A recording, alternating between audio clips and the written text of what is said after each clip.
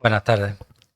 Vamos a iniciar esta actividad que pone fin a un ciclo de conferencias que hemos denominado la transmisión del conocimiento científico en el Mediterráneo medieval y que hemos realizado pues, con ocasión de una exposición que hay en la Madraza, que termina el plazo pues, el próximo mes de febrero y que lleva por título Transmisión de la ciencia, un viaje por el Mediterráneo medieval.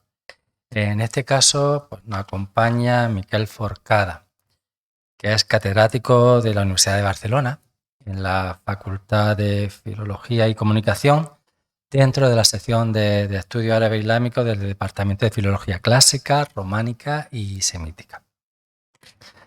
Él es un investigador formado en una prestigiosa escuela de Barcelona, que se ha venido a denominar la Escuela de Barcelona de Historia de la Ciencia, en la cual destacan los grandes profesores Juan Bernet y Julio Samsó. Ha realizado numerosos estudios sobre textos científicos árabes, especialmente destinados a analizar, generalmente dentro del ámbito de Al-Ándalus, la astronomía árabe, especialmente la etnoastronomía, la historia de las ideas científicas, los contextos socioculturales de la producción científica y la transmisión de la ciencia y la filosofía hacia Al-Ándalus y dentro de Al-Ándalus. Ha sido el investigador principal de varios proyectos de investigación, de los cuales voy a destacar dos. El proyecto La evolución de la ciencia y la sociedad de Al-Ándalus desde la Edad Media y el Prerrenacimiento y su repercusión en las culturas europeas y árabes, siglos X al XV, y el proyecto Ciencia y sociedad en el Mediterráneo occidental, el calendario de Córdoba y sus tradiciones. Como no puede ser menos, el doctor Forcada cuenta con un currículum pues, enorme y de calidad, de los cuales pues, solamente voy a señalar algunos temas a los cuales él se dedica.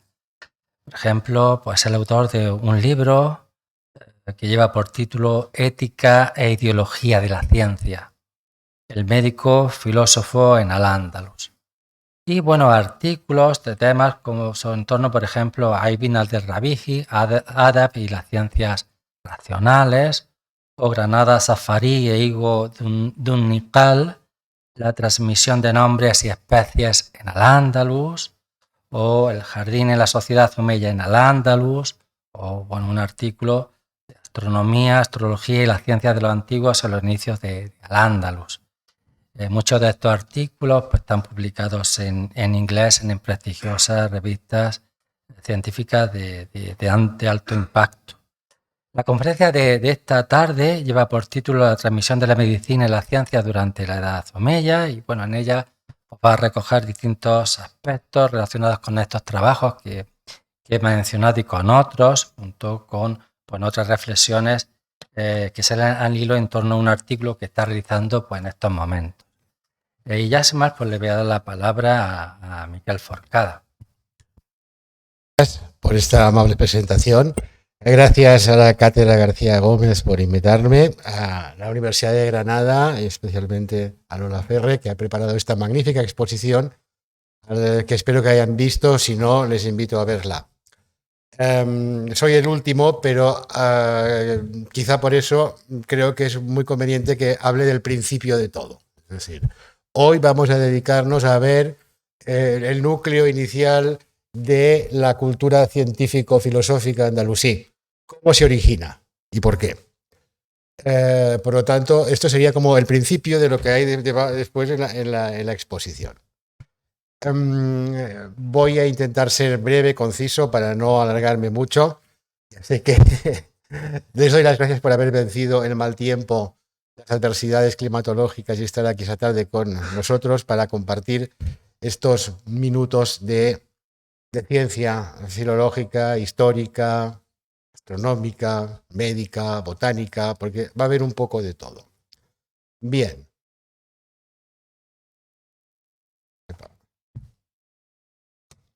Para pasar. Bien.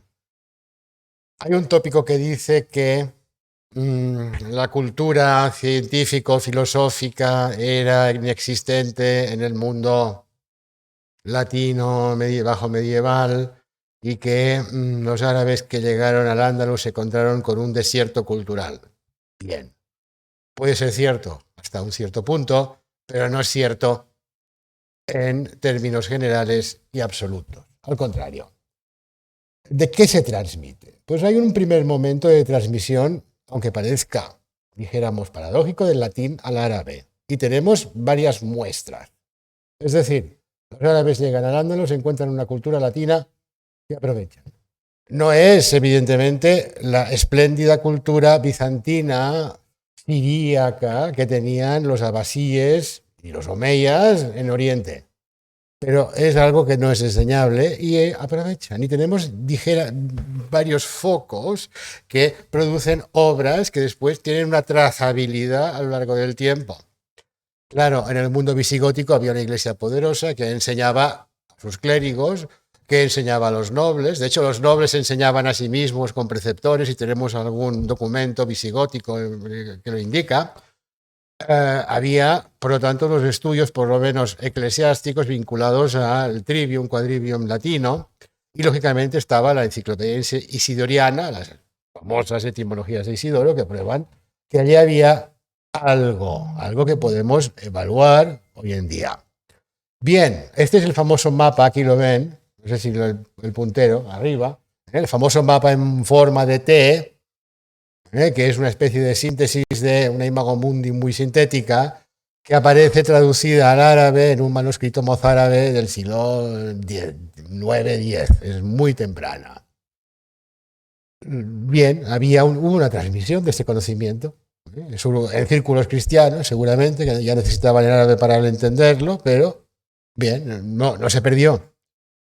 Tenemos una medicina grecorromana y muy importante que da cosas tan espléndidas como el famoso Xenodoquio de Mérida, que tiene una reconstrucción bonita para que no vean las ruinas, que son mucho menos vistosas, pero que era un centro importante. Había médicos en Al-Ándalus, en la España visigótica. Y lo que sabemos, y lo sabemos bastante bien porque tenemos un señor que nos lo cuenta desde dentro, Ibn Juljul, que tú citaste ayer, que es un gran farmacólogo, pero es también un señor que hace un libro sobre biografías de filósofos y médicos de todo el mundo, de toda la historia, pero especialmente dedicado al Andaluz. Y lo hace a finales del siglo X. Y este señor nos dice, al principio los médicos eran todos cristianos. Y los cristianos servían con su medicina a todos los ciudadanos de Al-Ándalus en aquella época. Lógicamente, estamos hablando del siglo VIII, 7, 8, estábamos 8, 9, estamos hablando de gente que es mayoritariamente cristiana. Pero también los reyes, los emires, utilizaban estos médicos cristianos que se van, dijéramos, islamizando con el tiempo. La astrología. Sabemos que existe una astrología previa, unas técnicas astrológicas simplificadas que dan este famoso, entre comillas, horóscopo en forma de aspa, que tenemos aquí en la imagen de abajo, en esta de aquí. Esto, bien, aparece en un poema didáctico de finales del siglo VIII, principios del IX. Dobby es un astrólogo de los primeros omeyas. Esta técnica se codifica después se escribe un tratado en el siglo XI más complejo que por un Abdala, que sabemos poco, Abdala de Toledo, pero que después se convierte en una traducción alfonsí y se difunde. Por otra parte, tenemos los astrólogos marroquíes del siglo XV que te citan este sistema. Sistema, insisto, de origen romano, quizá romano-bizantino, que se transmite desde el Andaluz al mundo árabe. No es buena astrología, es astrología simplificada, pero precisamente porque es simplificada sirve para sus fines, que es proveer con un horóscopo, dijéramos, que no te cueste muy caro y que mucha gente pueda hacerlo. Después, una cosa interesante que me dejaba del trivium, quadrivium, no tenemos muchas evidencias de que esto perviviera. Pero cuando te encuentras en el siglo X a dos obispos enseñando lógica, dos obispos cristianos, dices, es que quizá algo les debió quedar de la poca o mucha lógica que pudiera enseñarse antes de la llegada del Islam. Este es el ejemplo, un ejemplo embellecido de lo que se utilizaba. Im Juljol dice, aquellos médicos cristianos usaban unos libros, un texto que se llamaba los aforismos. Y es muy malo.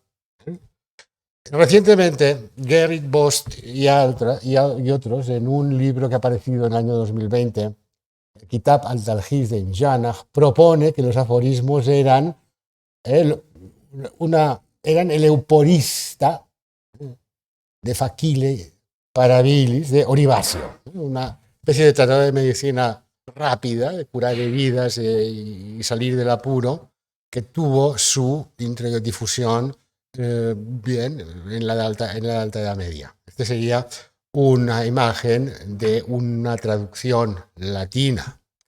El texto pudo haber sido traducido por Stephen Basil en el siglo IX, pero en Al-Ándalus quizá, esto es una hipótesis, yo creo un poco arriesgada, pero muy interesante, y ya lo conocían porque estaba allí.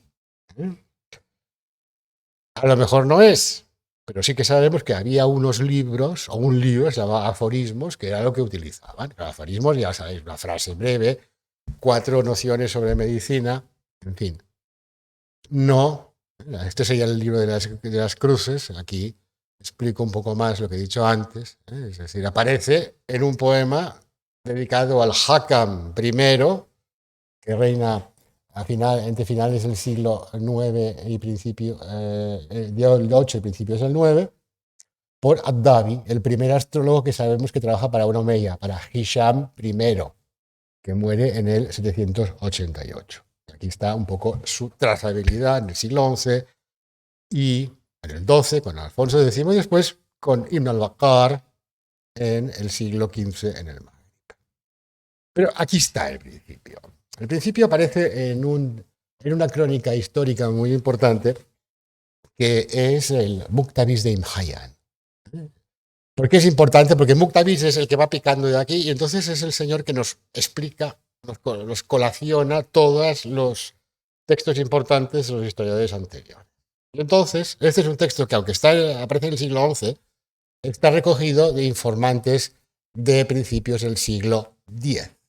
Y dice, Al-Hakam, el emir, dijéramos, que reina entre el 88 y el 22, el 788-822, supervisó la educación de Abd-ar-Rahman II, el emir que reina entre el 22 y el 52, el 800, haciéndole aprender el Corán, nombrándole profesores de lengua y literatura. Lo introdujo gradualmente en las ciencias más elevadas, hasta que Abd-ar-Rahman entendió la sabiduría de los tratados de los antiguos, los clásicos. Abd-ar-Rahman o el padre, el texto es ambiguo, Abd-ar-Rahman lo envió, pero el padre pagó en todo caso, envió al algecireño Abbas ibn Nasih a Irak con una cantidad sustancial de dinero para buscar y copiar libros antiguos. Y Abbas ibn Nasih trajo Kitab az-Zij, Kanun, Sinjin, Arkan, Música y otros tratados de filosofía y ciencia, libros de medicina y otros libros antiguos también. Abd-ar-Rahman fue el primero en introducirlos en el Al-Ándalus y darlos a conocer a su gente. Él mismo los estudió junto con los tratados islámicos, obteniendo un conocimiento profundo y refinando sus talentos naturales. Y la alegría del padre se duplicó. Bien, es un texto importante, porque te dice que hay una operación de Palacio para importar ciencia. ¿Qué ciencia? Los tratados que están con nombre son tratados básicamente astronómico-astrológicos. Es decir, básicamente son tablas astronómicas. Kitab az-Zij, que podemos entender el Zij al-Mumtahan, la gran tabla astronómica hecha por Al-Ma'mun en la misma época. El Kanun, que son las tablas fáciles de Ptolomeo. El Sinjin, que es unas tablas hindúes versionadas en Bagdad a finales del siglo VIII. El Arkan, unas tablas persas también versionadas en Bagdad por esta época. La música, un tratado de música, que podemos decir a uno importante, ¿cuál? Quizá el de Ptolomeo, que era más importante, y otros de filosofía y ciencia, libros de medicina y otros más. Fijaos que la medicina la menciona así como de pasada y otros también. ¿Y por qué? Porque si fueron en esta época, es decir, antes del 822, que ya Abdurrahman II es emir, en aquella época los abasíes todavía no habían traducido nada que no fuera astrología. ¿Eh? Que no fuera astrología y astronomía. Astronomía entendiendo que la astronomía de esta época es la sirvienta de la astrología. ¿Para qué sirve toda esta astronomía magnífica que desarrollan los árabes? Para conocer el mundo, pero sobre todo, ¿por qué se paga? Por tener un buen horóscopo. Entonces es hasta cierto punto mucho más de lo que a los historiadores de la astronomía les gusta admitir. La astronomía seria sirve para la astrología, que en la época también es una ciencia seria. Es una ciencia que tiene, dijéramos, su estatus reconocido dentro. ¿Y por qué? La imitación de Bagdad. Es decir, esta operación es una operación más dentro de una gran operación que es vamos a refundar al Andalus imitando el modelo que funciona, que son los abasíes. Esto es una tesis del equipo Gasal, que algunos discuten, pero yo creo que se mantiene muy bien y que tiene mucho sentido. Los abasíes, aunque son los rivales, los que están gobernando un imperio complejo ya desde hace un tiempo, y sobre todo están reinando, es un reino multicultural, con muchas tensiones religiosas, etc. Es bueno imitarlo. Y no los imitan solamente en eso, es decir, la ciencia es un aspecto más de esta política de imitación abasí que también se puede reflejar en la administración. Además, traemos la ciencia. ¿Y para qué nos sirve? Los omeyas creían muy sinceramente en la astrología y Abdurrahman II era especialmente fanático. Una cosa es que tú creas y otra cosa es que inviertas mucho dinero en ello. Entonces, ¿tiene algún valor simbólico la astrología? Pues sí que lo tiene. Es decir, la astrología se la utilizan, por ejemplo, los abasíes para legitimar su reinado. Los abasíes, ya sabemos, en fin, son los que destronan a los omeyas. ¿Quién tiene más derechos el califa? Si tú crees y haces creer a la gente que te han elegido a las estrellas y que encima esta elección corresponde a un ciclo milenario que durará el resto de 1000 años, pues más o menos esto, pues entonces tienes mucho ganas. Especialmente si tu base social está compuesta por persas astrolófilos. Y los persas eran gente que, gracias a su componente, entre comillas, mesopotamio, babilónico y más, eran una gente que creía en las estrellas. Hoy en día, en la India, el ejemplo más próximo tenemos en la India, el presidente de la India no hace nada sin consultar a su astrólogo. Hoy en día. Es este mismo fenómeno cultural, que pervive en la India, pero que en la época era común en muchas culturas, especialmente en Persia, y en el mundo árabe por imitación de las culturas que, dijéramos, lo alimentaban. También hay otra derivada, porque Al-Ma'mun utiliza no solo la astrología, esto es una herramienta más de la época de Al-Mansur, del principio de los abasíes, pero ya en el 800 y algo, la cosa es más compleja, y hay un califa en Bagdad, Al-Ma'mun, que hace una inquisición para implantar el racionalismo. Es la inquisición paradójica, la anti-inquisición. No hago una inquisición para implantar el oscurantismo, simplificando, hago una inquisición para implantar el racionalismo. ¿Y por qué lo hizo? Pues porque tenía necesidad también de legitimación y de poder simbólico. Porque, ¿quién decide? En Islam no hay papa.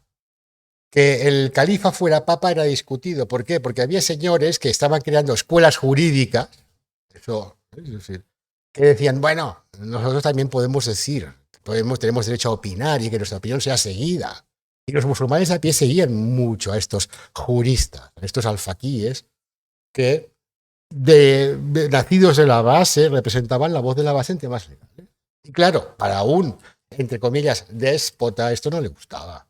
Pero ¿cómo consigo yo reconducir la situación? Diciendo, bueno, que la sociedad tiene que guiarse por la razón. Y que la religión tiene que ser interpretada a la luz de la razón. ¿Y por qué? porque los filósofos, los teólogos racionalistas que siguen, que les gusta leer los griegos y que los entienden y tal, son gente que yo controlo, que estará a mi alrededor, por tanto son los míos. Esta es una tesis sobre por qué empiezan a aculturarse las ciencias griegas en Bagdad. Y es probable, es posible, que Abdurrahman, que Al-Hakam I y Abdurrahman II, que estaban perfectamente informados de lo que pasaba en Bagdad. Y además estos fenómenos de transmisión al Andalus coinciden sospechosamente con la época de la Mihna, ¿no? De la Inquisición, entre comillas, la anti-Inquisición. Sabía muy bien lo que pasaba. Esto nos interesa. Esto nos interesa.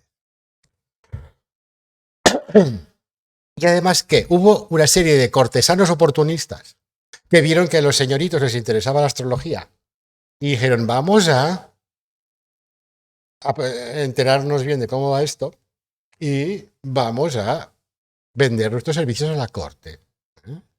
Y estos son muy importantes porque son los que entienden los libros que se traen y son los que los ponen en funcionamiento y hacen que realmente bien haya obras, haya testimonios de producción científica de este nivel en esta época.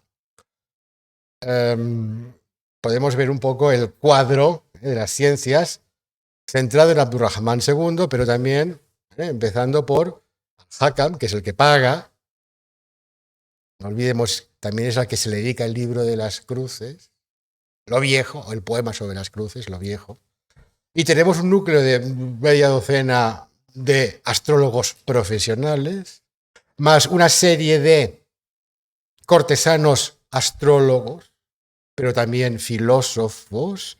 Ibn Nasir, que es el que trae los libros, que es el que seguramente ya sabía astrología y algo. Yahya al-Ghazal, que es el gran personaje de la época, el intelectual, es el tío que además el académico, que además de astrología desarrolla filosofía, un cierto pensamiento filosófico y teología racionalista, mu'tazilismo, o doctrinas afines al mu'tazilismo. Es curioso, Yahya al-Ghazal también, no está en el PowerPoint, pero también se le atribuye el haber introducido una variante de higo, el higo doñegal. ¿Por qué? Porque en esta época Abdurrahman II tiene tratos con Bizancio. Y en esta época no sabemos que los bizantinos les enviaran libros ni que fuera un intercambio culturalmente fructífero, pero historias posteriores, At-Tignari, por ejemplo, nos dice que Yahya al-Ghazal introdujo un higo especialísimo, el higo doñegal, tiene un nombre especial, demasiado latino como para venir de Bizancio, ¿no? Pero bueno, eso seguramente una historia es inventada, pero es una historia bonita, sobre la que se pueden montar muchas historias, y es un testimonio de ¿qué? De que la gente creía que había estos intercambios, y pudo haber. Bernet, mi maestro, decía, bueno, Yahya al-Ghazal pudo traer la seda de Bizancio en aquella época. Yo he llegado a ver la relación que hay entre la historia del higo doñegal y Yahya al-Ghazal y la historia de la introducción por Justiniano de la seda procedente de Persia. Los relatos son muy parecidos. Puede haber algo. En fin. Dejémoslo como un testimonio de que, aparte del intercambio libresco, hay un intercambio de ¿qué? De personas. En el intercambio de personas tenemos aquí el talento importado, que en esta época no es mucho, pero sustancial. Porque tenemos a Ziryab, el gran músico del que seguramente muchos de ustedes han oído hablar. Pues Ziryab no solamente es un músico. Ser músico en la época implica ser científico, porque la música teórica es otra de las ciencias matemáticas. Y cuando he dicho antes el libro de la música de Ptolomeo, pues claro, es un libro tan técnico como puede ser otro libro de Ptolomeo, como el Almagesto o como el gran tratado, dijéramos, de astrología de Ptolomeo. Es un libro técnico, es un libro matemático. Ziryab es un matemático y sabemos que además sabía geografía y astrología. Bien.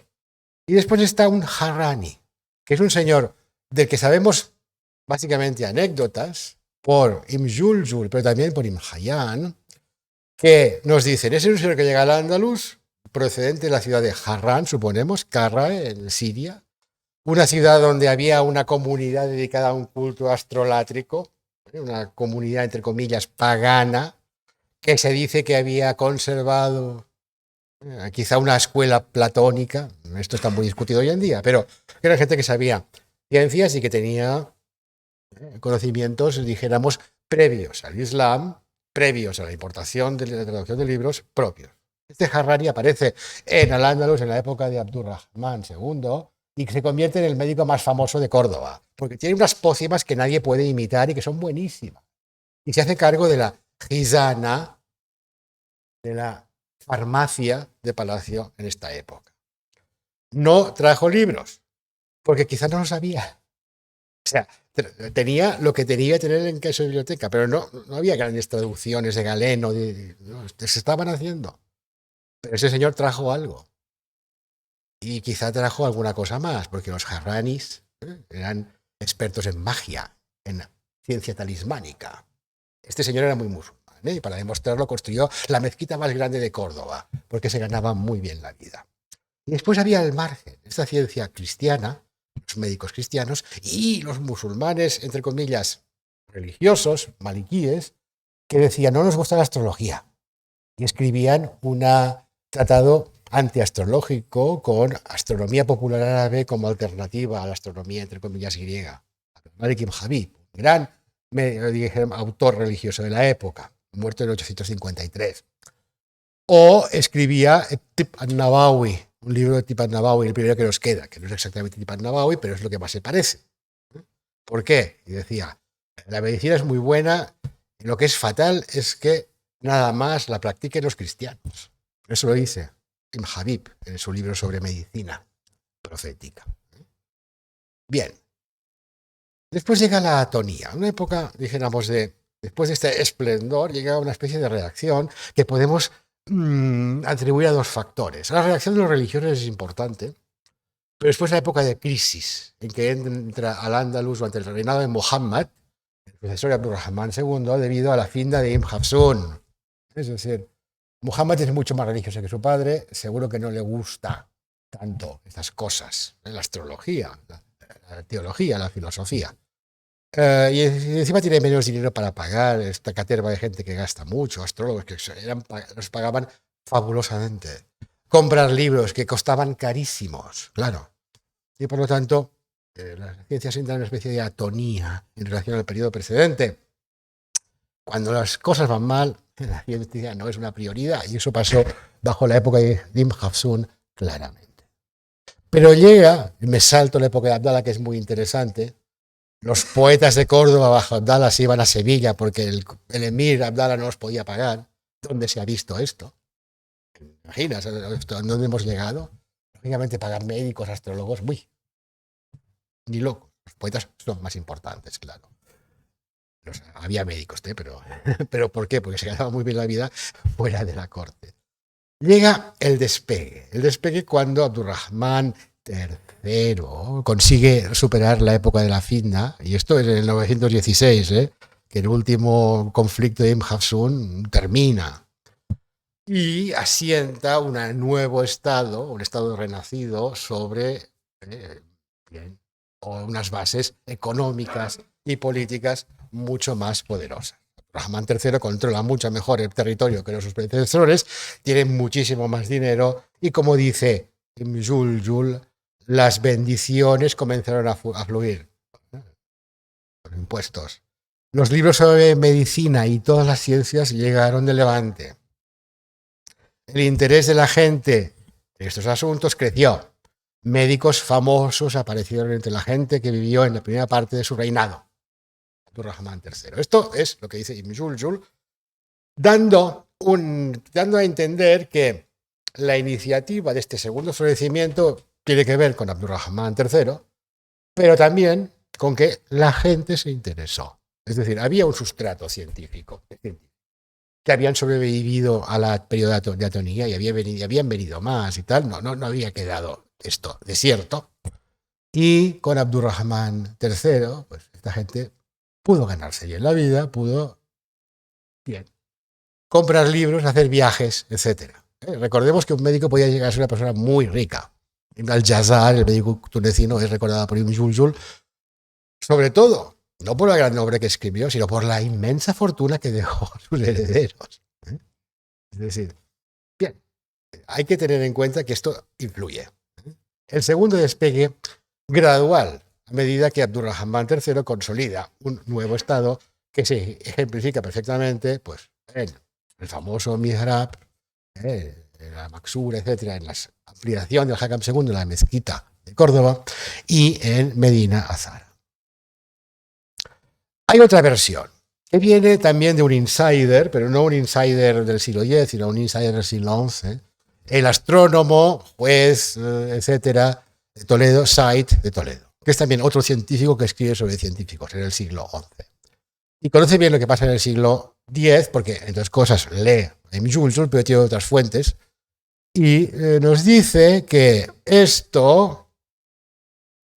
este despegue se debe a que al-Hakam al-Mustansir, al-Hakam II, y siendo ya príncipe, empezó a pedir libros y querer imitar a los grandes príncipes de Oriente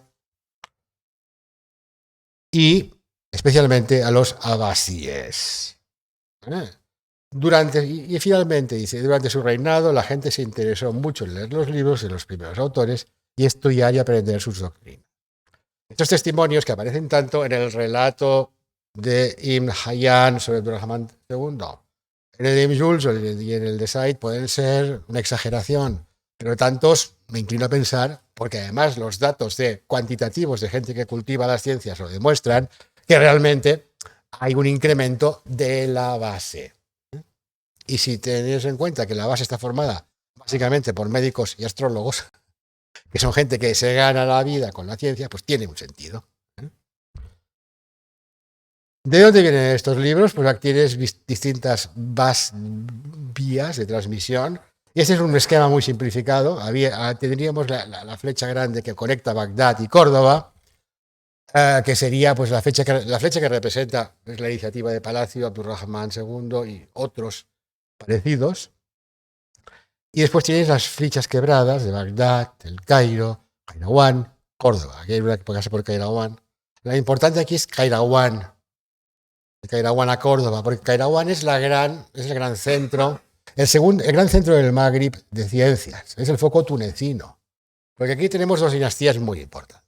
Los aglavíes, que reinan entre 800 y 909, que reinan en nombre de los califas o abasíes, son suníes, pero reinan independientemente. Son gente que se proyecta a Sicilia, que se proyecta por todo el norte de África, que queda más cerca de Egipto, el Magrib al-Adna, es decir, más cercano al Mashriq, y después son sucedidos por los fatimíes, que es una dinastía chií importantísima que será bien el eje de la política mediterránea entre el siglo X y el XII. Bien. Túnez es importante. Ya los aglavíes también son promotores de las ciencias, les gusta la astrología, les gusta la medicina, tienen sus astrólogos, sus médicos. Se dice que hasta crearon un hospital, esto es más dudoso, pero sí importaron talento. Kairouán, vayan a Kairouán, que es una ciudad magnífica, tiene una mezquita espectacular. Si van ustedes 3 veces, se dice que no tienen que ir a la Meca, pero ir a Kairouán 3 veces, que esto está es mucho más fácil, está aquí al lado, no hay que ir a la Meca.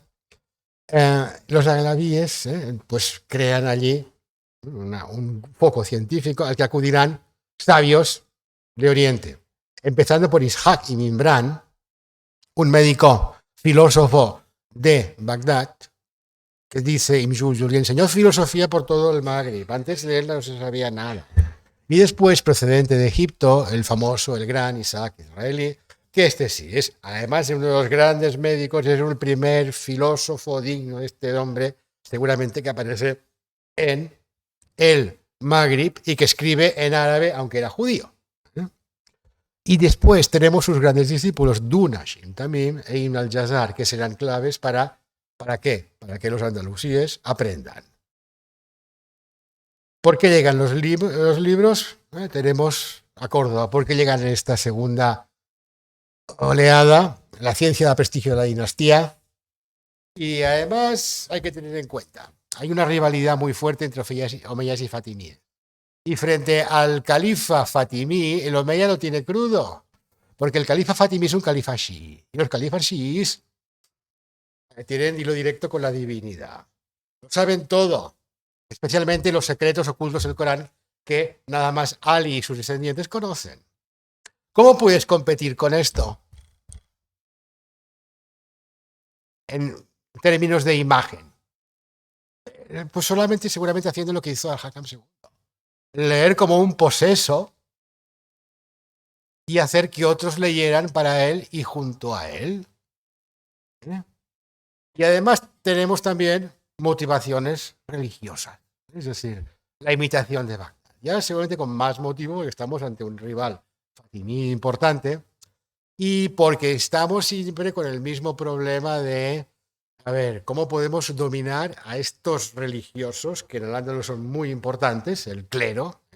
Es una cosa, claro, esto es quizá un prejuicio que nos viene de Dozy, gran historiador holandés que enseñó la historia del Al-Ándalus al mundo y a los españoles y que era muy anticlerical, creo que tiene mucha razón. Es decir, y cuando Al-Hakam II se hace pasar por un señor que sabe tanto de ciencias como de religión, te está diciendo, cuidado, yo soy mejor que tú, ulema, malikí, porque además de saber tanto como tu religión, sé lo otro. Tengo las claves de la razón. Esto es un mensaje muy en la línea del Ma'mun, que es posible trazar, aunque los puntos son débiles, pero es posible trazar.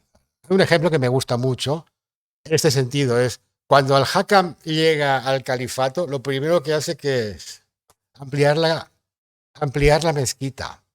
¿Y qué hace?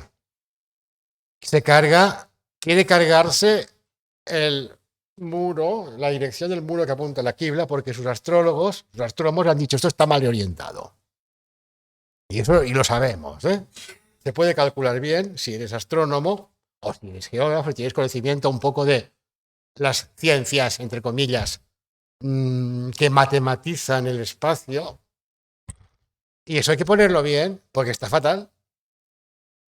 Y, claro, es decir, y eso primero que hace, primer punto programático, cambiar la Qibla. ¿Qué te está diciendo? La religión va a seguir el dictado de la razón. Tan fuerte como esto. Esta es una interpretación que saldrá en mi propio artículo, supongo que será polémica, y que me van a dar de palos hasta en el carnet de identidad, pero que es muy evidente. Tan evidente como que nadie la había visto. Porque está aquí. Hay que, junto con 1000 otros detalles que están en las fuentes, dicen, aquí había también, en este afán bulímico del Hakam II por acumular libros de todo, religión, pero también ciencia, había un afán de pasar, yo qué sé, por una especie de rey filósofo superior y tal, e imponer el dictado de la razón. A mí, la reforma de la Alquibla, siguiendo los dictados de los astrólogos, me parece bastante elocuente. Como elocuente es la reacción de los ulemas que le dicen, esto es una bid'a. La bid'a es una innovación, pero innovación en el sentido también religioso, que es una especie de herejía. Es algo que se hace que no es muy gravísimo, no es una zandaqa, pero es una innovación que no nos gusta y es una herejía. Por lo tanto, aunque tengas razón, los antiguos dijeron, esta es la buena. Nuestros predecesores dijeron, esta es la buena, vamos a mantener. Y aquí hay una buena base. Muchos andaluces científicos son profesionales que se ganan bien la vida y muchos andalusíes de estos son proactivos en la búsqueda de conocimiento y viajan. Viajan al Mashriq, viajan a Bagdad, viajan a Egipto, viajan a Kairouan y desde allí se traen sus libros. No sabemos los que son, porque lógicamente nadie dice, y se trajo tal cosa. Pero en las bibliografías acumuladas de las obras que se van produciendo en esta época, más lo que te cuentan, Ibn Jul, Tulisay de Toledo, de lo que se conocía de Aristóteles o de Galeno, puedes hacerte una composición del lugar de lo que llegó en esta época al Andaluz. Y fue mucho. Haremos un repaso al final. La medicina está claro que es la disciplina central en esta época. La patrocinada por el poder porque proporciona primero buenas curas, pero después buena imagen. Hay un diwan de médicos de época omeya, perdón, de época del califato. Abdurrahman II tenía un diwan de astrólogos, pero no de médicos. Aquí aparece un diwan de médicos. ¿Qué es un diwan? Un diwan sería como un ministerio, un servicio. Diwan sería una lista, la lista donde se apuntaban los que había que pagar, pero por metonimia sería como el servicio de medicina. Sigue habiendo la farmacia en Palacio, ahora más grande y seguramente mejor, gestionada también por los Harrani, descendientes del Harrani, que la gestionaba para Abdurrahman II. Una cantidad increíble de médicos ocupan cargos importantes. Yahya ibn Ishaq, Hassan ibn Shabrut, Ali ibn Said, Ahmad ibn Yusuf al-Harrani, Mohammed ibn Tamliq. La lista es muy grande. O sea, y estos son ministros, son jefes de aduanas, es decir, son gente de responsabilidad. Son gente que ocupa puestas de responsabilidad. Y después tenemos la política internacional. Abdurrahman III tiene buenos médicos y los envía para hacer un gesto con los idrisíes de Marruecos, que estaban más retrasados, con Sancho el Craso, a que le cura una obesidad mórbida que le permite recuperar el trono. Es decir, la medicina es una ciencia que produce muchos beneficios materiales e inmateriales y se fomenta especialmente por Abdurrahman III, que además, a diferencia del Hakam II, quiere mantener las apariencias con los religiosos y por lo tanto no fomenta las ciencias problemáticas como la astrología o la filosofía. Pero la medicina sí, porque los religiosos la aceptan perfectamente. El ejemplo sería la famosa revisión de la traducción de Dioscórides, de la materia médica de Dioscórides, la materia médica de Dioscórides a la que se hizo referencia ayer. Es una operación internacional e interconfesional.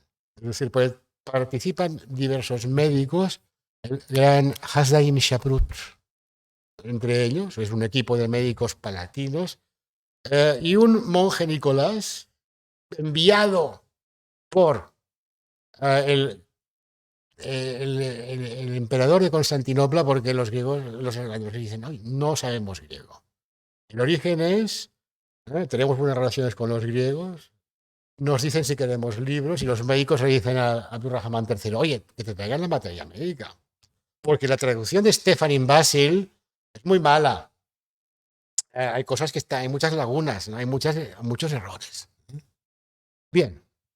Durante mucho tiempo se produce un contacto estrecho y personal entre Bizancio y los andalusíes, que da como relación, como fruto, esta obra, que es muy conocida por la historia y por los tratados posteriores que se generan. Ahí nace, como decías tú, una tradición farmacognóstica andalusí notable, que tiene una independencia, dijéramos, dentro de la historia de la farmacia medieval mundial. Pero hay más cosas. Es decir, esto sería una referencia de las embajadas que tenemos documentadas entre el 46 y el 53. Estos serían 1, 2, 3, 4, los 4 emperadores con los que tienen constantes relaciones Abdurrahman II y el Hakam II. Hay una carta, seguramente apócrifa, dirigida por uno de estos, por Juan I, por Nicéforo, al Hakam II diciéndole, oye, te he enviado un libro de filosofía que ha pedido otros cortesanos. Es el viejo truco de no es para mí, es para uno de mis cortesanos. Es una carta apócrifa. Y acompaña un manuscrito escrito del Kitab Sir al-Halika del pseudo Apolonio de Tiana, un tratado sobre magia, talismanes. ¿Es cierta la carta? Puede serlo. Aunque el tratado no sea cierto porque no es un tratado griego, es un tratado falsificado por los árabes, ¿no? Si la carta la desenganchas el tratado, puede hasta ser verdad. Pero quizás no es verdad, pero es de alguien que pensó que la gente pensaría que era verdad. Porque la gente pensaría que el Hakam II tendría relaciones con los bizantinos para que le trajeran libros de filosofía. Y hay cosas que no son fantasía, son las teselas de la mezquita. Y hay un artículo muy reciente del 21, que os pongo aquí, porque está en libre acceso, que dice: la composición de estas teselas es igual a la composición de las teselas que había en la zona de Asia Menor. Esta es una evidencia física que da, dijéramos, entidad a miles de relatos que te puedes creer o que no te puedes creer. El relato de la relación bizantina es muy creíble, es muy consistente, aunque tiene sus detalles, como el del Ligo Donegal, dudosos, pero es que además tienes esto. Y esto, a nosotros, a los filólogos e historiadores, bueno, se nos puede decir de todo, pero a estos, a los que analizan, se les puede decir menos. Y hay cosas, es decir, más cosas, más evidencias como estas, ya textuales, que son más discutibles, pero son interesantes de connotar. Es decir, hay un calendario de Córdoba famoso, que se hizo ayer mención, también muy basada, escrito por Ari ibn Said, un médico de Hakam II y Abdurrahman III, y ministro y tal. En uno de sus manuscritos, y el que más fiable parece, más relacionado está con el original, hay una referencia a festividades, perdón, a nombres de estrellas, con nombres de santos, Basilio y Simón. El orto de la estrella se llama Basilio, el orto de la estrella se llama Simón, que nada más aparecen en la época en calendarios de navegación atribuidos a mardaitas y quibrayotes, gente que trabajaba para los bizantinos del siglo X, que llamaban a las estrellas con el nombre de santos porque decían que llamarlas con nombres de animal les parecía como deprecatorio y rebajar a las estrellas. Por lo tanto, les ponían nombres de santos. Lo cual está bien, porque si la estrella te causa una tempestad, y este está en un, dijéramos, en un contexto astrometeorológico, cuando ves la estrella, cuidado, porque vendrá una ventisca y unas nieblas que te vas a perder, pues poner nombre de santo es hacer un poco de magia simpática, ¿no? Es decir, y esto aparece junto con periodos de navegación de Rum bizantinos en este calendario escrito en el 973 seguramente, y podemos atarlo por una fecha que sale en el mismo calendario. Es decir, ¿y esto qué? ¿De dónde viene? Porque estos son calendarios que se encuentran azarosamente en colecciones de manuscritos, y los encuentran los bizantinistas a lo largo de los siglos.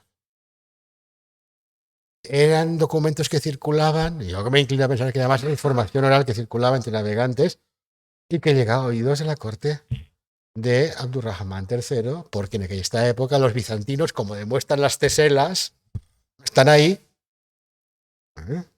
Y esto es una demostración, entre comillas, textual, mucho menos fiable que las teselas, pero no menos interesante de tener en cuenta. Hay otro aspecto de esta introducción científica, y terminando, las ciencias esotéricas, la magia y la alquimia.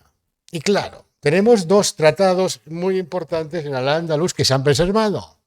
Rutbat al-Hakim de alquimia y Ghayat al-Hakim de magia. Ghayat al-Hakim, traducido por Alfonso X, es un tratado de magia que pueden leer ustedes porque está libre traducción muy buena de Marcelino Villegas. También está libre online la traducción alemana de Ritter y Plessner, la edición. Es un libro que está muy accesible y pueden tener fácilmente el gran texto de magia que encandiló a toda Europa desde la época de Alfonso X hasta el presente. Y especialmente a gente como Pico de la Mirandola, estaban entusiasmados con este libro. Bien, ¿esto de dónde viene? Bien, Maribel Fierro dijo, esto tiene que ser hecho por Maslama ibn Qasim. Y muchos lo hemos creído, la mayoría. Maslama ibn Qasim es un preceptor de los hijos de Abdurrahman III. Alguien que está en contacto íntimo con el entorno de la corte omeya. La magia estuvo allí, en el centro de la corte omeya, y Maribel Fierro dice, claro, también tiene lógica que si el imam Shií, el califa Shií, es dueño del todo saber esotérico, y eso incluye también la magia, claro, ¿por qué no? Porque entre los secretos ocultos del Corán que nada más sabe el imam, pues está esto. La alquimia es una derivación, es un desarrollo shií dentro del Islam. Jair ibn Hayyan es el gran maestro y es un shií convencido, que llena sus textos alquímicos de shiísmo.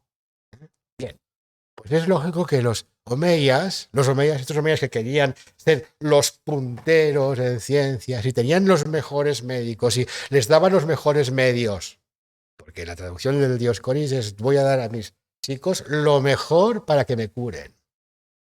Pues es lógico que también tuvieran lo mejor en magia, en alquimia. Teniendo en cuenta que la alquimia, y eso tiene hay muy pocas evidencias textuales, pero es decir, la gente pensaba que en la alquimia podía realmente hacer oro y que eso tenía una importancia económica. Bien, ahí está, la alquimia en Palacio, la alquimia traída por un ulema, Maslama Qasim, que se convierte al lado oscuro. Simplifico mucho y doy una interpretación de Guerra de las Galaxias, pero es bastante así, tal como nos lo cuentan las fuentes árabes, y que había viajado a principios del siglo X por por varios sitios en Maghrib, empezando por Kairouan, donde empezaban todos y tal, y por allí en vez de coger libros de religión, o además habría cogido todo esto, e introducido además las epístolas de los Ikhwan a Safá, que en esta época son la gran enciclopedia científico-filosófica que existe, que está a disponibilidad. Y que es un texto con una orientación chií evidente. Se discute si eran ismailíes los autores, pero que tenía orientación chií, está muy clara, que toda la epístola está dirigida a decirte: si tú sabes muchas ciencias, si tú sabes mucha ciencia, mucho conocimiento filosófico, científico, de todo tipo, porque aquí no solamente es ciencia, bien, alcanzarás una salvación que de otra manera no alcanzarás. El mensaje salvífico de la ciencia de profunda raíz neoplatónica. Los neoplatónicos griegos eran esta gente que pensaba que ellos podían entrar en trance y entrar en contacto con la divinidad si eran lo bastante listos y lo bastante aplicados. Esos son los griegos, no Aristóteles, pero sí quizá un Plotino, un Porfirio, etc. Y estos lo cogen de allí y lo expresan a su manera. Vamos a ir cerrando. La transmisión del saber científico es una obra colectiva, una creación de la alta cultura que forma e identifica a una sociedad. Las élites cordobesas se identifican realmente con el patrimonio científico-filosófico y lo convierten en un elemento no ya de su identidad, sino de su entidad, que fomenta el cosmopolitismo.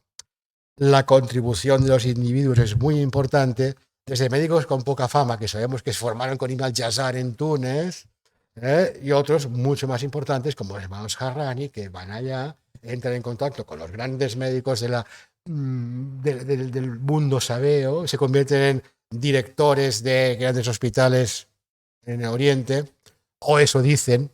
Después, el inmigrante ya sabemos que exagera mucho, pero por lo menos dos de estos, Ahmad ibn al-Harrani, Muhammad ibn Yunus y al-Jabali, dicen haber sido directores de hospital en Bagdad y en Cairo. Bueno, estos son los que traen de regreso este saber que, se ejemplifica en qué. Y esto puede parecer una especie de concesión al machismo, pero no. Es decir, ¿qué ejemplifica mejor? ¿Qué simboliza mejor la importancia que puede tener las ciencias, la filosofía, el pensamiento en un cierto grupo de cortesanos omeyas de esta época, tanto de Córdoba como de otras ciudades? Las esclavas cantoras que formaba Ibn al-Qahtani. Ibn al-Qahtani no es un don nadie, es un médico filósofo buenísimo. Es un tipo que sabe medicina, lógica, matemáticas. Es el señor que estudia más lógica de todos y está conectado con los centros del saber, entre comillas, filosófico de Bagdad, y de ellos recibe directa o indirectamente su formación lógica. El señor se ganaba la vida formando esclavas cantoras, que eran en la época como las geishas, para poner algo más, un símil parecido rápido. Eran uno de los elementos más importantes de la vida social de los círculos altos. Las de Ibn al-Qahtani sabían medicina, lógica, matemáticas, astronomía, astrología. Como esta docta simpatía que nos sale en las 1001 noches. Y eso está explicado en una fuente histórica, no en las 1001 noches. Y dice, y costaban 3.000 dinares, lo cual es una burrada, es el sueldo de un ministro, mucho más. Claro, es decir, aquí, la mujer sabia en el Islam. ¿Cuáles son los resquicios que quedan a la mujer para aprender ciencia? Una es que tú eres hija de un médico y te conviertes en médico. Y esto hay ejemplos. Hija de un ulema y te conviertes en un ulema importante. Eres esclava y trabajas para el Hakam II, que tenía esclavas que trabajaban, algunas eran bibliotecarias. O eres este tipo de mujer, insisto, dedicada a dar un placer refinado a los hombres, pero, cuidado, mucho más intelectual que físico. Insisto en el ejemplo de la geisha. Y aquí tenemos las dos versiones, una pintura otomana del XIX con una mujer aprendiendo el Corán, y después la pintura orientalista del siglo también XIX, con una imagen de Adén, etc. Mezclen las dos y seguramente algo de eso pasaba. ¿Y eso qué significa? Es decir, ¿cuál es la lección que extraemos de las esclavas cantoras y Malcatari? Pues que el conocimiento científico era moda, pero era una moda profunda, importante, por la que se pagaba mucho dinero. Y eso, claro, permitía que la gente, ¿cómo? Hasdagim Shaprut, pudiera hacer su ciencia. ¿Entiendes? Como Ibn al-Qahtani pudiera hacer su ciencia. Y se trajeran libros.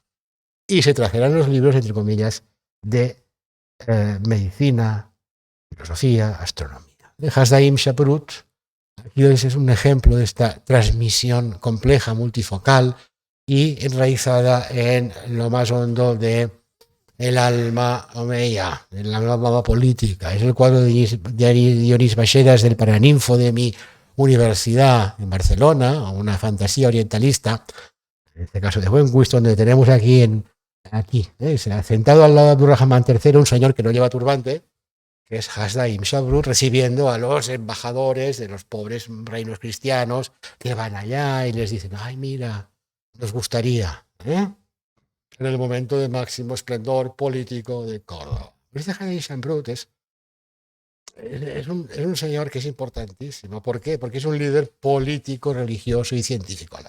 Es un señor que es líder de la comunidad, nací príncipe, es embajador, es jefe de aduanas, y bajo su égida promueve una especie de florecimiento de la cultura de la comunidad judía a todos los niveles, religión, lengua, ciencias, medicina. Y tiene una relación especial con Duna Jim Tamim, el discípulo de Ibn al-Jazar, de Isaac israelí en Kairawan, para el cual él escribe un tratado de cosmología, que hemos descubierto recientemente, bueno, mi colega Taro Mimura, y también, y sabemos, ya esto es más viejo, que le había pedido un tratado sobre la esfera armilar. Es decir, son médicos filósofos, es decir, médicos bien formados en la doctrina galénica, que si no es un filósofo eres un mal médico, y bueno, no solamente sabe medicina, sino sabe astronomía. ¿Por qué? Porque se la pide a un colega judío, que está más adelantado que él y que seguramente otros andaluces. Los judíos participan activamente en la vida científica y en el Kitab Talhis, al que aludía al principio de la conferencia, está escrito por Ibn Janah, un discípulo judío de Ibn Juljul. Ves la interculturalidad. Quizá el mejor discípulo de Ibn Juljul es un judío. Un judío que en su libro nos muestra cómo está perfectamente integrado en la corte, porque habla con Ibn Shuhait, seguramente el abuelo del famoso literato, sobre las plantas que habían traído y que estaban en el jardín de Ibn Shuhait, que era muy famoso en esa época en Córdoba. Y después consulta con Abul Futuh al-Jurjani, un lingüista de origen persa, venido de Bagdad, llega a Córdoba al final de la época omeya y es, entre otros, el profesor de lógica de Ibn al-Qahtani, pero también de Ibn Hazm. Y con este señor, con Ibn Janah, pues consulta el nombre de tal planta, y esto como se dice en persa. Y esta planta persa, ¿tú quieres decir que es esta otra? El ambiente de la corte en el cual todo el mundo, entre comillas, se relaciona si participan de una cierta cultura. Así decía la filosofía como lenguaje universal y interestó. ¿Gracias a qué? A la importación de los libros. Porque en esta época, y mientras este proceso se ha consolidado aquí, también los abasíes han podido terminar de traducir, especialmente Hunayn y Mishak y su escuela, traduciendo a Galeno y a Hipócrates, pero también a Aristóteles. ¿Entiendes? Y lo que a principios del siglo IX era imposible, esto ha sido posible a lo largo del siglo X. Y estos son los libros que al-Hakam debía comprar, pero que también se traían los al-Harrani y los al-Jabali cuando iban en sus viajes por Oriente. Podían hacerlo porque era gente que vivía en una buena posición social. Tenemos así un balance final, es decir, si tú haces un poco la síntesis bibliográfica, tú tienes un corpus hermeticum, un corpus alchemicum javirianum, un conjunto de obras importantes sobre magia, sobre alquimia, procedentes de la tradición griega, y esto nos lleva a muchos autores pseudoepigráficos y míticos hasta Cleopatra, pero también a los autores islámicos de primera época como Jabir ibn Hayyan, que le importancia el corpus javirianum para la alquimia. Pero también tienes el corpus philosophorum, esto es un latinajo inventado, con traducciones de Aristóteles y obras neoplatónicas algunas, cuales lo sabemos poco, porque tenemos pocas bibliografías y evidencias en las fuentes. Ibn Juljul sería la lista de nombres filosóficos que podemos decir, mira, los conocía porque los había visto por algún sitio. Algo de Platón, y eso sí, Al-Kindi, Isaac Israeli, Razi y quizá Al-Farabi. Estamos hablando de finales del siglo X. Un corpus astrologorum muy potente, con Ptolomeo a la cabeza, pero todos los grandes astrónomos islámicos de la época abasí, ya conocidos y sobre todo entendidos, porque en esta época Maslam al-Majriti, no Maslam ibn Qasim, el autor del Picatic, sino Maslam al-Majriti, es el señor que se aprende bien en qué va esto y lo enseña a sus discípulos, y crea una escuela andalusí. Un corpus medicorum con Hipócrates y Galeno, pero también a Razi, Isaac Israeli, Ibn al-Jazar, que son tan importantes como a Razi. Y finalmente, lo que decíamos ayer, un corpus de geoponistas, de los que sabemos que al final de esta época pues, se conocía la filaja farisía, la filaja nabatía, la filaja farisía. Estaba leyendo el artículo tuyo y se me coló. La filaja nabatía y la filaja rumía, algunas debían estar en finales de esta época, finales de la época omeya. Lo que no sabemos, y parece que no está, como dijiste ayer, es la gran tradición latina, dijéramos agronómica, no parece que se transmitiera por vía, entre comillas, libresca. Los libros de Columela, que es hispano. Se ha dicho, hay una bibliografía muy amplia de los años 70, 80, diciendo es que ese Columela es muy importante porque lo conocían directamente. Esto parece que no. Pero sí que tenían ya en esta época estas obras que son la base de la futura gran disciplina de la agronomía, desarrollada especialmente en Al-Ándalus. Suficiente para resistir dos crisis. La crisis de Almanzor, que dice que ha terminado, ya está bien con tanta filosofía y astrología, y entonces cuando hay un cambio de califa, Hakam II muere y sale Hisham II, que es un niño, y Almanzor dice, esta es la mía, voy a ponerme yo al mando, y entonces necesita el apoyo de los ulemas y les ofrece la biblioteca de Hakam II, que es expurgada de libros, básicamente de astrología y de filosofía, filosofía en general. Otros dicen los libros de los Dahriyun, los que creían en la eternidad del tiempo, los filósofos, etc. Y la otra crisis, la gran crisis importante, que es la fitna, la segunda fitna, la que termina con el califato. Aquello bien, significa no un punto y aparte, es un punto y final. Pues en el siglo XI las ciencias que han venido aquí florecen y siguen su camino. Y durante 500 años. Es más, en el siglo XI, Al-Ándalus ya integrará poco más. Al-Ándalus puede vivir de todo lo que ha asimilado, tanto de las obras clásicas traducidas al árabe, como de las obras que los propios árabes de primera hora, y estamos hablando de gente muy notable, como Ar-Razi, como Al-Juarizmi, ha producido, enriqueciendo el legado. Porque los árabes enriquecen la astronomía, y eso lo sabemos, hacen una trigonometría más sencilla, más compleja, más bonita, más útil que la de los griegos. Y en medicina también hace una cosa muy importante, que es sistematizar la medicina. Porque no hay nada más terrible que intentar aprender medicina en las obras de Galeno. Los médicos bizantinos ya habían hecho sus síntesis y sus propias, entre comillas, versiones abreviadas para enseñar a los médicos. Estas síntesis se conocían, sí, pero no se traducen. Si no se traducen, no han quedado. Los árabes hicieron sus propias síntesis.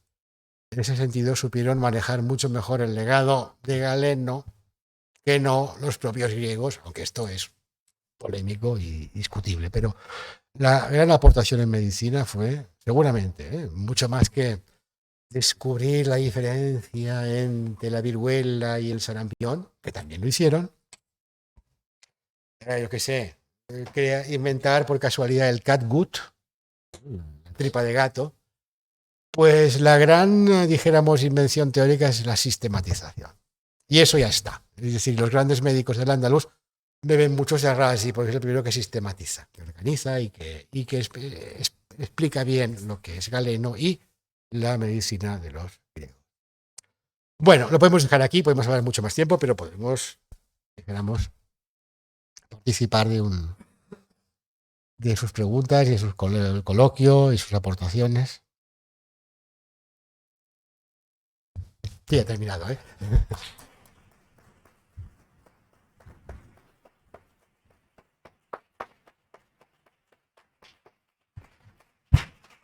Muchas gracias. Bueno, pues como el propio profesor Porcada ha dicho, abrimos el turno por si alguien quiere hacer alguna pregunta o comentario.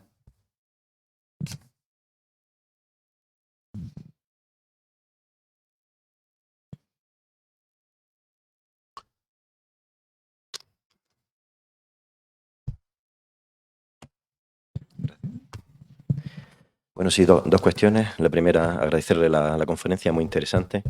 Cuántas cosas por aprender, madre mía. Pero en torno al discurso de la conferencia, se me surgían dos grandes ideas. La primera, ¿dónde generan escuelas para alumnas y alumnos a la hora de sistematizar, como usted ha concluido, todo este conocimiento en la sociedad del Andaluz? ¿En madrazas, en divanes, en torno a las mezquitas? Y la segunda pregunta. Hemos visto que parece ser que la motivación siempre es de arriba hacia abajo, es decir, desde la parte alta de ese escalafón hacia abajo. Pero no hay motivaciones médico-sociales, la gente se muere, se enferma, Sí. desde abajo hacia arriba. Buenas preguntas, buenas preguntas. Es decir, no hay escuelas. Es decir, en la época, Al-Ándalus, la madrasa, la primera de Granada. Estamos la real, pudo haber otras más privadas antes, pero la buena, la importante es la Granada en el siglo XIV. Aquí, en el XIV, es decir, no hacía falta. En esta época en Córdoba, lo que se hace es, bien, en las mezquitas, los grandes maestros enseñan las disciplinas propias de la religión. Es decir, la religiosa, el Corán, las lecturas coránicas y las que están relacionadas con la religión. Es decir, qué sé, la lengua, etc. Y eso se puede hacer en una mezquita, en los famosos círculos de alumnos. Pero después lo demás se hace en casa. casa en los cenáculos que están hechos para eso, que son los cenáculos profesionales. Las ciencias que he explicado son básicamente muchas, orbitan alrededor de la medicina y la astrología. Ciencias aplicadas, las cuales son un oficio también. Y entonces, si tú lees el primer tratado de ética médica, Rojawi, siglo IX, dice, si tú no has nacido en una familia de médicos, no serás médico. Es decir, es un oficio que se enseña como se enseñan los demás oficios. Y por lo tanto, la ciencia se transmite maestro-discípulo en situaciones, dijéramos, de gremiales y mejor familiares o asociadas a situaciones parecidas. No hay grandes instituciones. Eso sí, en Palacio las cosas se hacen mejor. Entonces sabemos ya desde la época de Abdurrahman II están documentados maestros en Palacio. Maestros que no solamente enseñan el Corán, sino enseñan también lengua, etcétera, y deben enseñar matemáticas, porque Muhammad II era un crack en la contabilidad, por lo tanto, alguien enseñaba a hacer matemáticas, ¿no? Y lógicamente, Abdurrahman II también tenía alguien que le enseñaba astrología. Tenían sus, dijéramos, profesores en sus lugares, donde fuera, que es un sistema, dijéramos, muy típico. Entre comillas, la Academia Palaciega, de la que se podían beneficiar además la gente de la aristocracia. Cuando tienes un gran sabio importado, como por ejemplo el filólogo Abu Ali al-Qali, que es traído exprofeso por Abdurrahman III para reemplazar a Ibn Abd-ar-Rabihi, para convertirlo en el gran polo de enseñanza de las lenguas y de la literatura, pues este señor no solamente enseña a los hijos de los omeyas, sino enseña a generaciones y generaciones de andalusíes, ¿no? Y en otras ciudades pasa lo mismo. Es decir, tienes gente que aparece en otras ciudades. En el siglo X tenemos un señor que se llama Abu Muhammad al-Ilbiri, que nos crea un tratado de farmacia absolutamente interesante, que está estudiándose y a ver si terminamos la tesis un día de estos. Bien, en el siglo X. Están conectados con estos flujos de conocimiento que o bien vía Córdoba o bien a partir de sus propias realidades sociales. Pero es, lo que digo, es más un sistema gremial muy... Entonces, como polo, entre comillas, importante está la enseñanza de Palacio, claro, porque esta es la que atrae más talento y a gente más importante que después enseñan a nosotros. Y la gente de abajo. Tienes un testimonio impagable en Ibn Hazm. ¿Qué dice? La medicina, la gente se cura, la gente que no puede pagarse el médico, se cura por otros medios y recurre a otros medios de curación, no especifica cuáles, pero puedes pensar que son el curandero, la abuela, etcétera, etcétera. Pues se sana lo mismo que los otros. ¿Que tienes algún indicio de que hay una medicina popular a la que la gente recurre, la que tienes muchos ejemplos, pero posteriores, en esta época clásica? Tienes después, dijéramos, gestos de caridad que aparecen en las fuentes, al Hakam II, impulsado por al-Harrani, dice, abre, al Hakam II, sí, impulsado por al-Harrani, abre la farmacia de Benazara a la gente para que se cure. Tales médicos curaban gratuitamente a la gente. Sí, pero es siempre un gesto de caridad el que está asociado con estos datos que son muy escasos. La gente se cura como siempre, es decir, con remedios caseros.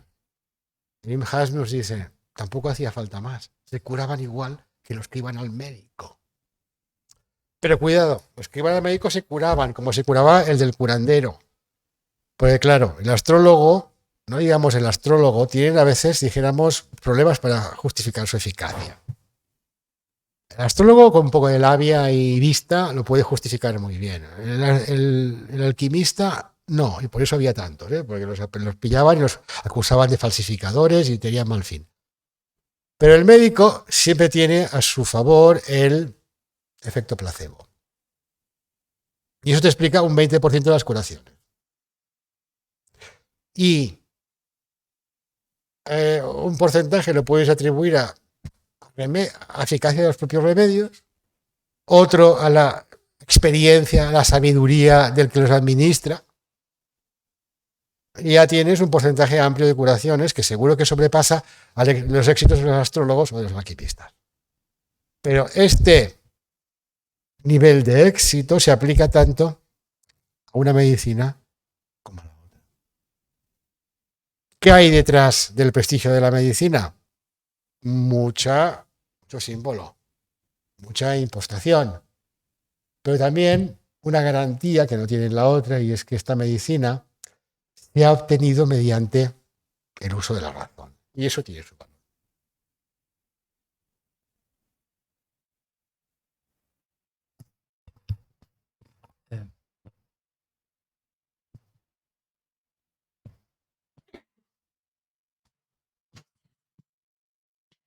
Yo tengo una pregunta sobre la referencia que diste de la formación de mujeres, porque sí que he encontrado referencias de mujeres, bueno, esclavas cantoras y también sobre todo que pertenecen a familias de médicos y demás intelectuales, Sí.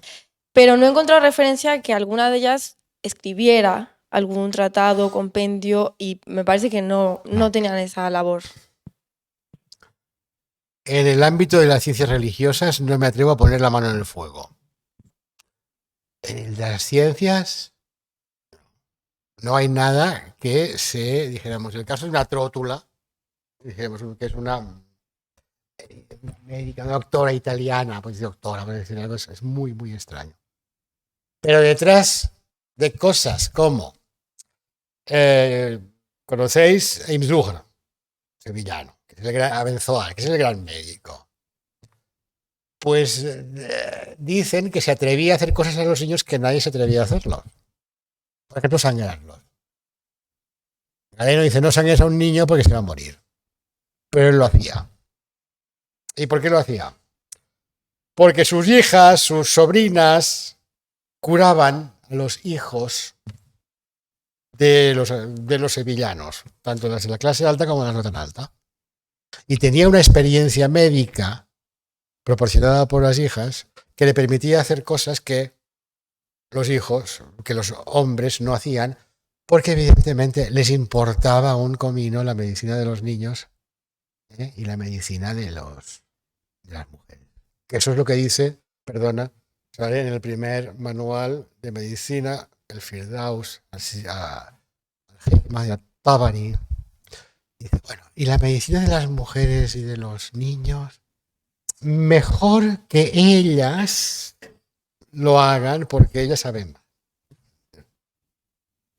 Pero cuando tienes un caso como este de Abenzoar, que ves que hacía cosas que no hacían los hombres y que todas tenían sentido común, porque una de las cosas que hacía Abenzoar era no salar a los niños cuando nacían, porque se ponían rojos.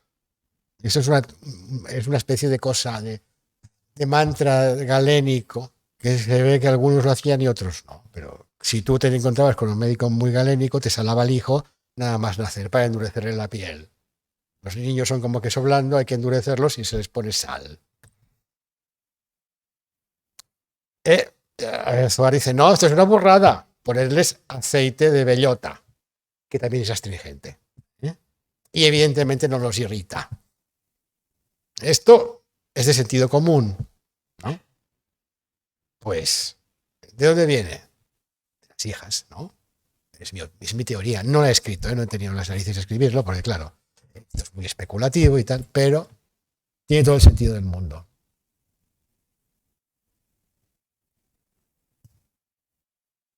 Bueno, y sí, por ejemplo, una pregunta. Si tuviéramos que hacer una jerarquización de la ciencia por importancia para la sociedad andalusí o por prestigio dentro de la sociedad andalusí, ¿cómo quedaría? ¿Cuál sería un poco el orden? Esto es muy fácil si coges los índices, las bibliografías y las prosopografías, y entonces tienes amplia mayoría de médicos. Ya ves, pues, como más del 50%. En esta época, después le siguen los astrónomos y sobre todo tantos astrónomos como astrólogos o más. Y en medio están los matemáticos, que también hay muchos, incluso más que médicos. ¿Por qué? Porque hay una cosa que no hemos mencionado porque no es legado clásico en sí, que es la aritmética legal. El Corán tiene unas normas para repartir las herencias que son muy complicadas. Por lo tanto, hace falta un jurista que sepa mucha aritmética para repartir bien una herencia. Y esto genera una especialización, ilm al-fara'id, que es legal, pero que también es aritmética, que genera muchos expertos en esto. Que algunos son simplemente poseedores de una aritmética práctica. ¿Cómo conseguir que si tú tengo que si de repartir 5 camellos entre 6 personas y a algunos tengo que darle una mitad, me cuadren los números?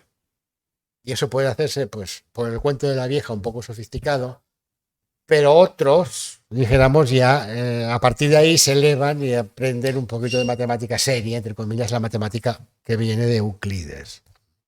Euclides, que tenemos traducido al andaluz, es antiguo, ¿no? Pero cuándo llega no lo sabemos. El primero que lo cita es Ibn Juljul, no hay otro antes. Entonces estos cuantitativamente son más que los médicos. Pero claro, porque son mucho más necesarios. Porque al médico no va todo el mundo. Se va al curandero, mucho más que al médico, por lo que puedes intuir.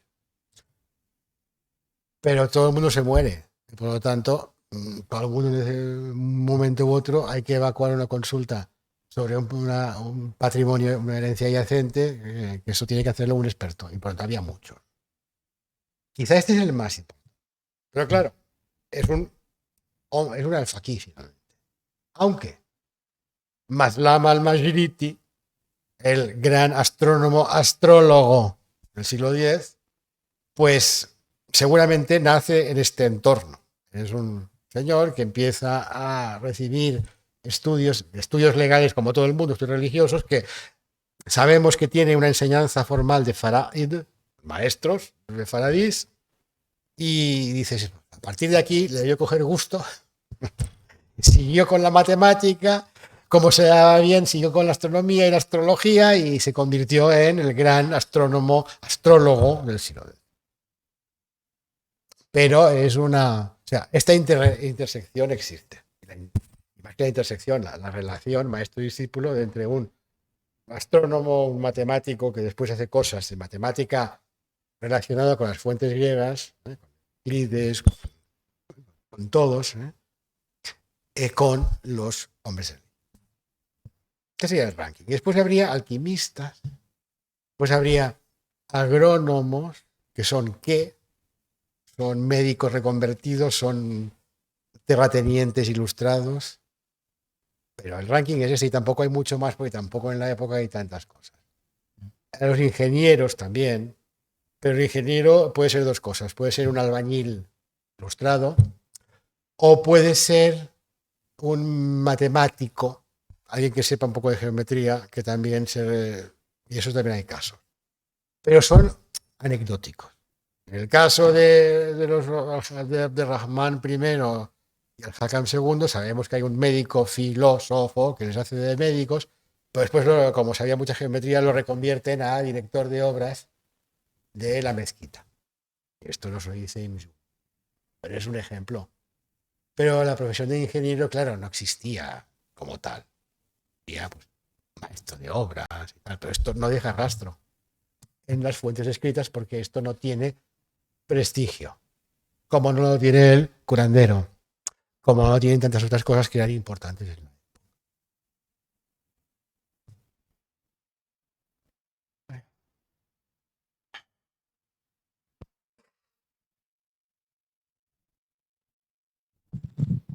No, simplemente un comentario a raíz de la pregunta que ha hecho Carmelo, que me parece interesante porque verdaderamente hay ciertas contradicciones, ¿no? En el sentido de que siendo ciencia importante, bastante importante algunas de ellas en las fuentes biográficas, efectivamente hay muchísimas más biografías de ulemas, de alfaquíes, de médicos, y ya que he aludido a los agrónomos, pues es muy curioso que verdaderamente no se dan datos ninguno prácticamente de agrónomos, solamente salen en las fuentes biográficas cuando se han dedicado a otras A cosas. otra cosa, Es claro. decir, que son literatos, son ministros, son, en fin, pero verdaderamente son muy pocas las referencias, incluso cuando aparecen en obras biográficas, ni siquiera se llega a decir que escribieron un tratado de agricultura.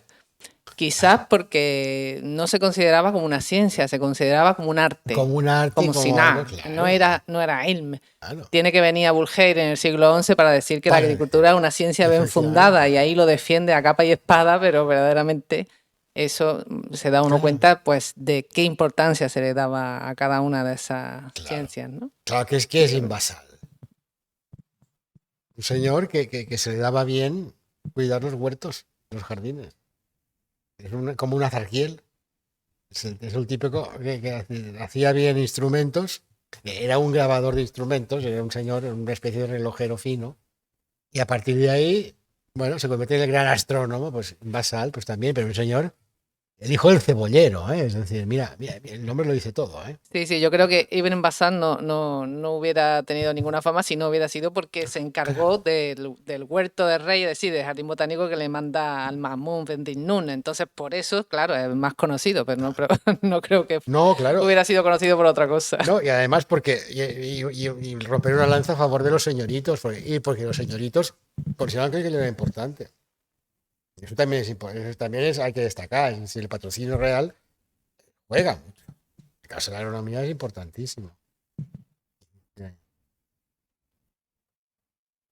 Yo quería preguntarle, como desconocedora del tema totalmente, que me ha sorprendido porque la idea que se me ha quedado, bueno, aparte que me ha encantado la conferencia, la idea que se me ha quedado es como una ilustración, un periodo de ilustración 7 siglos antes, y que no me casa con una teocracia y que no tiene que ver con la idea que tenemos ahora mismo de países en los que la religión es el Islam. Vaya, que Claro. está enfrentada a la ciencia totalmente, en general. Sí, esto hubo una época en los años 70 que sobre todo filósofos franceses, Arcún y tal, hablaban del humanismo árabe. Es decir, sí, existe un humanismo en la ilustración que es propia de esta civilización islámica, ¿no? Y que hay que entenderla dentro de su contexto. Un contexto que no es, entre comillas, tan oscurantista como parece. Incluso cuando tú tienes ulemas que se oponen a las ciencias, pues hay un diálogo, hay un debate. Ghazali, que salió ayer, ¿no? Es decir, bueno, señor que... salió esta mañana, perdona, que me confundo. No, Ghazali, que es como, que es el Santo Tomás, pero no Santo Tomás, pero es el gran teólogo, y que es el que escribe La destrucción de los filósofos para refutar a Avicena. Es un señor finísimo, vamos, le da 1000 vueltas a Ratzinger. Hay un nivel. Y pensemos que no es todo tan bonito, es decir, ni la ilustración es gratuita. No es que la gente se volviera buena ahí. No, hay muchas causas que explican la ilustración que no son, entre comillas, amables con los protagonistas. Ni tampoco el fenómeno de aculturación de las ciencias griegas en el Islam, primero en Bagdad y después siguiendo los pasos de Bagdad en Córdoba, pues también tiene sus motivos. Y esto es muy discutido y muy discutible. Yo sigo mucho a Dimitri Gutas, catedrático de Columbia y gran experto en filosofía árabe. Bueno, que dice, bien, si tanto apoyaron los abasíes las ciencias de la razón, era porque, primero, para la astrología, que es una ciencia rara, les convenía porque con eso, dijéramos, comulgaban religiosamente con los persas zoroastristas y les ofrecían el Islam como un refugio para su fe. Nosotros también somos una religión de astrología. ¿Ves? Es uno de los motivos. Es decir, la razón tiene muchas ventajas. Y la primera es que, como en el despotismo europeo, permite controlar muy bien desde arriba a los pocos que lo administran. Y cuidado, que en el despotismo europeo ilustrado también hay un poco de esto. Es decir, esto es potencialmente peligroso. Vamos a ser nosotros quienes lo administran. Y este factor también hay que tenerlo en cuenta en el mundo islam. Pero claro, una vez desencadenas, dijéramos, abres la caja de Pandora, pues la gente se entusiasma y ellos mismos desarrollan y van más allá. Esto es un poco lo que la primera pregunta quería decir, la importancia de la base. Todo esto no es posible si no hay una base implicada. Alguien que ve que con eso puede ganarse bien la vida, y eso pasa en Bagdad, y pasa en Córdoba, y pasa en Granada, y pasa en Sevilla, pero después alguien que también le gusta y que es bueno en ello y que puede disfrutar y entonces convertirse en un genio como Thabit Ibn Qurra, que desarrolla las matemáticas mucho más allá que los griegos, pero también la medicina es el que descubre la diferencia entre el sarampión y la viruela. Que puede parecer una tontería, pero es un descubrimiento importante. Es decir, porque claro, de cara al próxico también, sabes que, uy, a este mejor que lo apártalo ya. A este quizá no hace falta que lo apartes tanto. Bien. A mí te es un genio. Claro, esto nada más se produce si tú consigues que toda la sociedad gire o una parte importante de la sociedad apoye esto. Claro, en Bagdad son los propios nobles los que pagan por las traducciones de Galeno. Un señorito, ay, me falta un Galeno que me han dicho que no se ha traducido. Hunayn, tradúcemelo. Y esto va así, está documentado así. ¿Por qué este señor, que no es médico, tiene que pagar una traducción de Galeno? Porque está de moda. Y porque por lo menos tiene el buen sentido de saber que esto es importante. Y esto ya tiene muchísimo mérito. Muchísimo. Otras cosas importantes que tiene la época omeya es que empezamos a la divulgación. Es decir, los omeyas divulgan. Y el libro de las cruces, Alfonsí, que viene de una obra, empieza en un poema didáctico del siglo VIII, que escribe a Dabby, y un poema didáctico son unos cuantos versos que te explican una cosa para que tú la puedas retener fácilmente. Y este poema didáctico, es claro, está dirigido ¿a quién? Al emir, sí, pero a más gente, claro. Y Said ibn al-Rabihi, el sobrino del famoso literato ibn al-Rabihi, escribe un poema didáctico sobre medicina que es seguramente el más importante antes de Avicena. Avicena hizo un gran poema didáctico que todo el mundo repitió y mucha gente utilizó. Este poema didáctico no está destinado a la formación de médicos. No les hace falta. Está destinado pues a la corte. A la corte. Para que tú puedas, con unos cuantos versos, pues formarte en medicina. Porque la medicina es importante. Y en el Kitab al-Aid al-Farid de Ibn al-Rabihi, tío, que es un ejemplo, dijéramos, de los Ratzinger de la época. Es un señor muy, muy extremista, muy maliquí, un señor formado por discípulos andalusíes de Ahmad ibn Hanbal. Imagínate, un señor que detesta la astrología. Pues ese señor tiene allí unas cosas sobre dieta hipocrático-galénica que te están diciendo cortesano. Importante. Y no es pecado. Y esto es difusión de las. Porque cuando tú difundes eso, también difundes, aunque sea quizá un poco al contrario, el espíritu científico entre los cortesanos medios, que al final te acaban comprando por 3.000 euros, 3.000 dinares, probablemente 3 millones de euros, una señora que te puede recitar a gesto en ver. No, exagero, pero cuyas conocimientos de la ciencia se valoran. El testimonio existe. Y Y el testimonio que me Al-Qahtani era un señor que hacía 1000 cosas y era un señor muy activo y proactivo también. Y a todos los médicos les encantaba. Como dicen, chul. Lo dice, bueno. A Isaac israelí también. Que su tratado de ética médica dice, y sobre todo cobra muy caro, ¿eh? Porque si no se te curan.